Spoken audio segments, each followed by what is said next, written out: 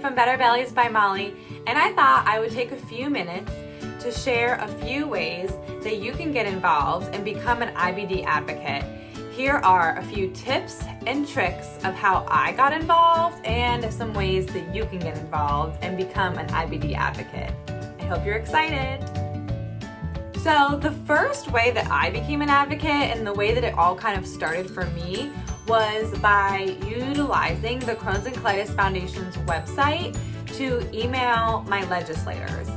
I always emailed them every year. I emailed them about step therapy reform. I emailed them about the cost of healthcare. And I used the amazing template that the Crohns and Colitis Foundation provides on their website to start advocating.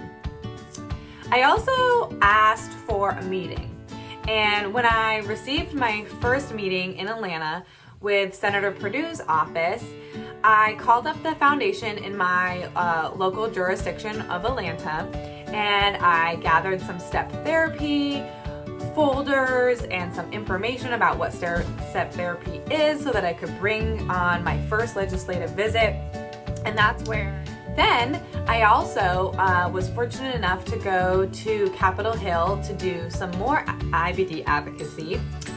And I went with the Crohns and Colitis Foundation. Not only was there a roundtable where we got to witness Congress leaders sort of interacting with one another and talking about step therapy and talking about IBD as a disease and as something that needs to be moved forward and where policies need to be made so that protections are in place for patients like us.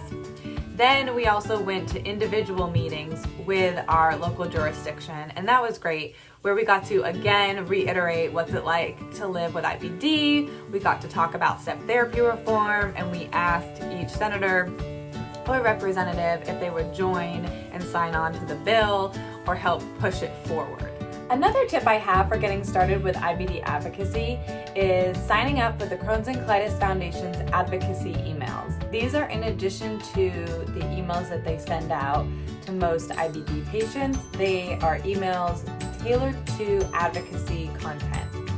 It is really important not only to sign up for the email, but to get the email, open the email, read it, and then follow the action item. The action item is probably the most important piece. And making sure that you follow through is really how you can get started as an IBD advocate, and you can really use your voice to make the world a better place. So sometimes they might ask you to email your legislators to advocate for step therapy reform. Sometimes it's to ask your legislators to pass something in Congress. It could be getting a bill passed. It could be introducing one. And these are all things that we as patients need to do, and it's a great way to be an advocate. So I highly recommend signing up for those emails, and then also making sure that when you get the email, you follow through and take the action steps. It's really pretty easy. I also want to leave you with this. You've got this. You can be an advocate if you are an IBD patient or an IBD caregiver or just really passionate about IBD. You can become an IBD advocate. There is no credential, job title, or abbreviation at the end of your name that you need to be more qualified other than just to tell the truth, to tell your story, and to stick up for what you believe in. Make the world a better place. Make this a better place for IBD patients, those 3.1 million Americans who live with IBD, and that number just grows and grows.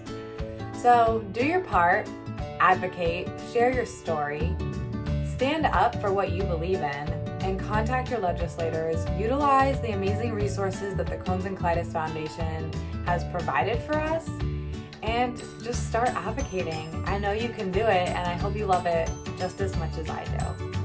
Good luck!